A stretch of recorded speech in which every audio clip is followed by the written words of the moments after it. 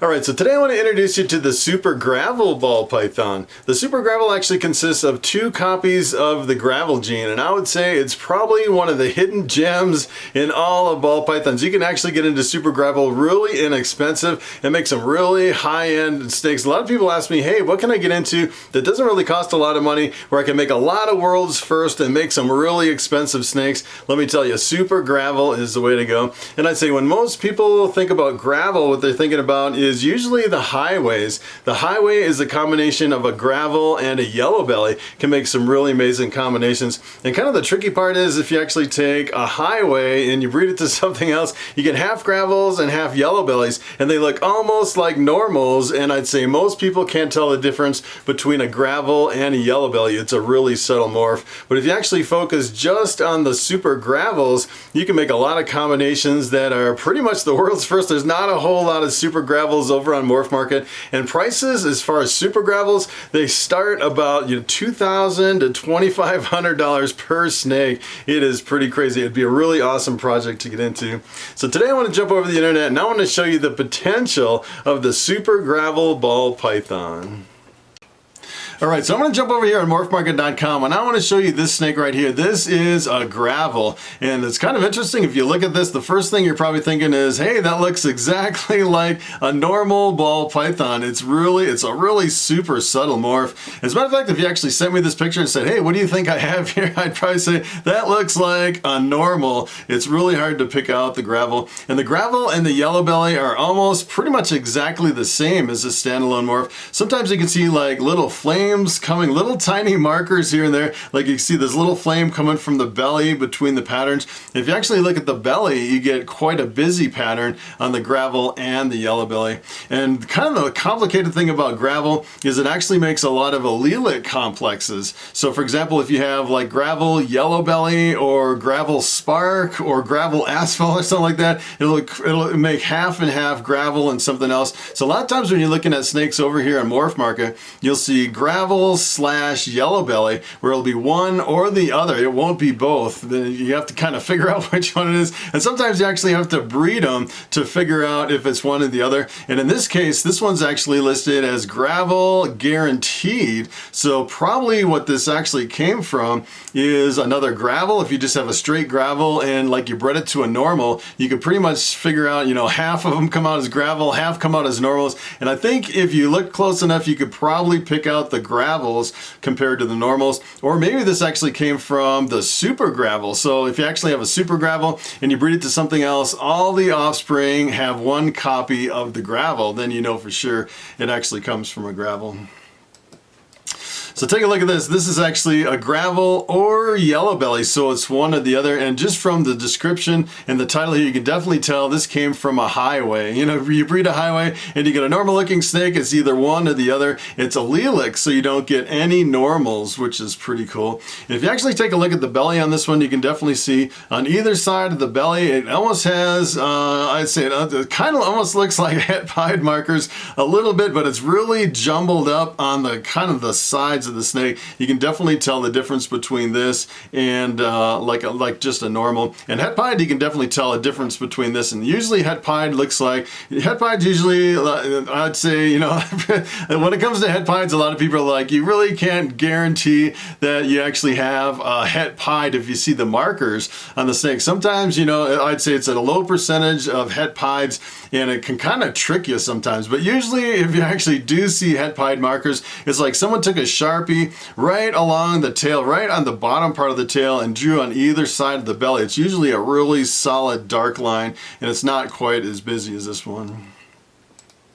So take a look at this. This is the Super Gravel, and the Super Gravel, you breed 2 of those normal looking snakes together and you get this amazing snake. It's pretty amazing with kind of the whole yellow belly complex with the highways and the freeways and the pumas and all those. And when you actually breed these normal looking snakes together, you get some really crazy looking snakes. And the Super Gravel can be kind of variable as well. This is probably the darkest one I've ever seen. I actually pulled up a couple more over here. This one is, take a look at this. This is really amazing. It's almost, some of them almost have like this electric pattern. Almost looks like lightning or something coming down the sides of the snake. It is really crazy. If you look at the prices on this one actually sold as a hatchling in 2019 for $3,000. Pretty amazing. And if you actually go back to the gravels, we could take a look at that one. Well, look at this one, the gravel or yellow belly. This one actually sold for $250, and then the gravel here, gravel guaranteed for $250 plus $55. So you can get in pretty inexpensive, like 10 times less than the super gravels. Pretty crazy.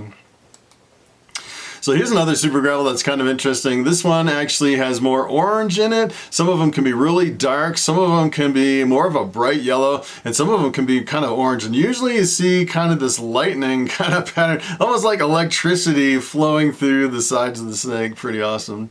So I kind of wanted to show you some of these other genes mixed in with the super gravel. There's a few of them over here on Morphmarket, and they make some really impressive combinations. Then take a look at this. This is a pastel. This is one of the most common snakes in all of ball pythons, the pastel. It's a single gene, it's co-dominant, so you can have a super pastel, and pastel really brings in a lot of the yellow color, and a lot of times pastel will reduce the pattern. Sometimes it'll reduce it and sometimes it won't.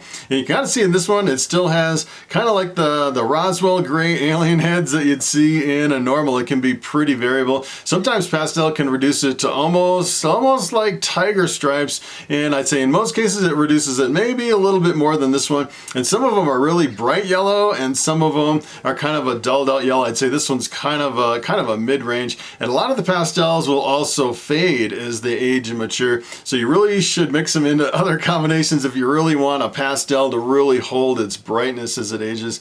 And here's what happens if you work pastel into the super gravel. Take a look at this crazy snake. That is really amazing. It's amazing what pastel does to anything in the kind of what we call the yellow belly complex, the highways and the freeways and the super gravel and the super asphalts.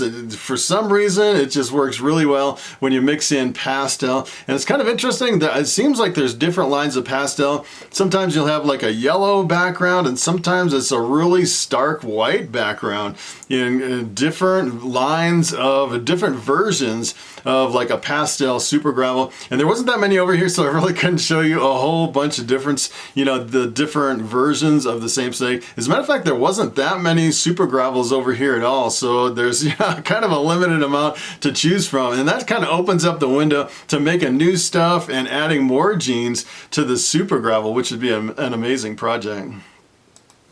So take a look at this one. This is actually the Super Pastel Super Gravel. So this has 2 copies of the pastel in the gravel. And look at what a kind of an effect it has. It really explodes the pattern. And this really brings in a lot of kind of the white background. It's kind of interesting. It seems like some versions of pastel will bring in the white. Usually the Super Pastel is just as variable as the one copy of the pastel. Sometimes it can be like a bright yellow background, and sometimes it can bring in a lot of white. But usually if you actually do the super pastel with any of these in the super gravel or the super asphalt, the super asphalt's really close to the super gravel, you actually really reduce the pattern quite a bit, and it really brings out a lot of super bright yellow. It's pretty amazing. So here is the Enchi, and you know the old saying, Enchi goes good with everything, and that is also the case when you work it into the super gravel. And essentially what Enchi does is it really reduces the pattern, and sometimes it'll actually bring out a lot of orange in a lot of combinations. It really depends on the line of Enchi. I've seen some where they really don't reduce the pattern as much, and some of them don't really bring out as much orange, but some of them are really almost like super thin tiger stripes, and some of them are really super bright orange. It's pretty amazing. And here's what happens if you work Enchi into the super gravel. Take a look at this. This is a crazy combination, and it's amazing what the Enchi does to the color and the pattern in the super gravel. As a matter of fact, this was one of the most expensive snakes over here on for the super gravels. Take a look at this. This is pretty amazing. This one sold for $4,500. Just one copy of the Enchi, working it into the super gravel. And, I'm almost tempted to buy a super gravel gravel, then I could breed it into everything else, and then I know everything has one copy of the gravel, and then you could use all those as breeders and work other genes into the super gravel project, which would be pretty amazing. Of course, you need like at least $2,000 to actually jump into the project and get your super gravel, but it would be pretty awesome to actually jump into this project. So this is kind of an interesting mix when you work spider into the super gravel. It has a really interesting effect, and spider is a really visually dominant gene. Usually in most combinations the spider is visually dominant, and you usually see a lot of the spider web pattern coming down the top of the snake, and a lot of times you'll see kind of a white coming up the belly, almost like a pseudo calico. Looks like it has calico, but it's all part of the spider gene. And spider is just one single gene, it's dominant, so if you breed spider to something else, half the offspring come out of spider. And here's what happens if you work spider into the super gravel. Take a look at this. It's kind of an interesting effect, because if you actually take spider and you work it into like the highways and the freeways and the super gravel and the super asphalt, all those yellow belly complexes, essentially what happens is you almost lose all of the spider web pattern on the top of the snake, and you can hardly tell that spider is even in the mix. And the only really thing that gives it away is this crazy head pattern. Usually spiders have a really crazy head pattern. That is a pretty amazing combination. So take a look at this. This is actually the super gravel with the spider with the addition of Pastel. It's amazing the effect that Pastel has on it, and in combination with the spider, look at what it does to this. This is a really amazing snake. Really just scrambles up the pattern, and you get a really high contrast animal. As a matter of fact, a lot of these combos, if someone were to actually ask me, all right, what are the genes in this snake, I would probably be scratching my head. I probably couldn't figure it out unless, I'm actually kind of working backwards, building the genes on top of each other over here on Morphmarket. But a lot of these are just really amazing and unexpected. So here is the Orange Dream, and the Orange Dream is kind of an interesting gene. Essentially what it does is it brings out a lot of orange in a lot of combinations, and the Orange Dream can kind of trick you. I've seen a lot of Orange Dream that are really reduced in pattern to where they almost look like they have Enchi in the mix, and a lot of Orange Dreams also have tracks on either side of the belly that almost look like het pied markers, except they come all the way up the belly instead of just stopping right at the tail. And here's what happens if you work Orange Dream into the super gravel. Take a look at this. This is a really amazing combination. It's super bright and flashy. All these snakes are really amazing. The Orange Dream definitely brings out a lot of the yellow color in the snake. So usually your Orange Dream, your yellow belly, and your Pastel and your Fire are all the brightening genes. You mix those in combinations, and a lot of times you can really bring out a lot of really flashy bright colors.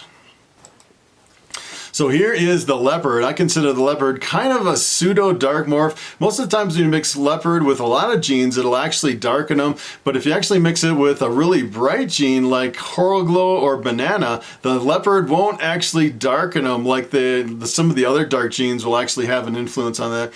And Leopard, I'd say, is mainly a pattern enhancer. If you mix it with any gene, a lot of times it really scrambles up the pattern. And here's what happens if you work Leopard into the super gravel. Take a look at this crazy snake. That is really impressive. And it's amazing how dark the background really gets with the Leopard in there. The Leopard definitely has an influence in this, darkening the background. You can see it really scrambles up the pattern. And it's kind of interesting how bright it is with just the Leopard on top of the super gravel. Really high contrast. As a matter of fact, it seems like such a simple combination. The Leopard, super gravel, and I was looking at the price on this one. This one blew me away. This sold in 2018 for $5,000. Pretty amazing combination. It seems like there's not many of them produced, and they're really in high demand, and people buy them up really quick. And I think kind of the power of something like this is if you actually have a super gravel, you could breed it to an ivory, a super yellow belly, and produce a whole clutch of highways, which would be pretty cool. And also keep in mind, if you actually took a super gravel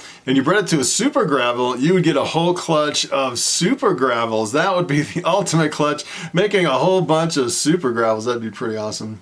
So actually I wanted to show you one more snake here at the end. This one's pretty wild, and this one is possible super gravel. I just thought it was a crazy snake. This is an Orange Dream possible super gravel banana. Crazy looking snake. And the highways and the freeways, let me tell you, when you work banana in with a lot of those, you get some really crazy effects of the banana just really making some really high contrast snakes. So I was thinking if you actually took like banana and maybe Pastel and Orange Dream and mixed it in with the super gravel, you could probably get some really crazy looking snakes. Alright, so what is time for the question of the day? And Annabelle Lee asks, is a normal the only morph, or if you breed two of them together, you don't get a super? And that is a very good question. As a matter of fact, there's been a lot of people that ask me, hey, if I breed a normal to something else, do I get half normals? And essentially what a normal is, it's kind of like a blank slate. It's like the empty canvas when it comes to ball pythons. There's no genes at all, no codominants, dominants, or recessives, so you really can't breed it to something else and reproduce the normal. Essentially what you do is if you breed something to the normal, then you're layering other genes on top of a blank canvas. I guess you could think about it that way. And it's kind of cool that we actually have the normal in ball pythons. In a lot of reptiles, they don't really have an equivalent of a normal. A lot of people have like multi-gene combos, and there's nothing like a normal that you can breed it to kind of separate out all the individual genes where you actually get the blank canvas plus one gene. It's a little bit more complicated than some of the other reptiles. So that is pretty much it. Thanks for watching, and I will see you in the next video.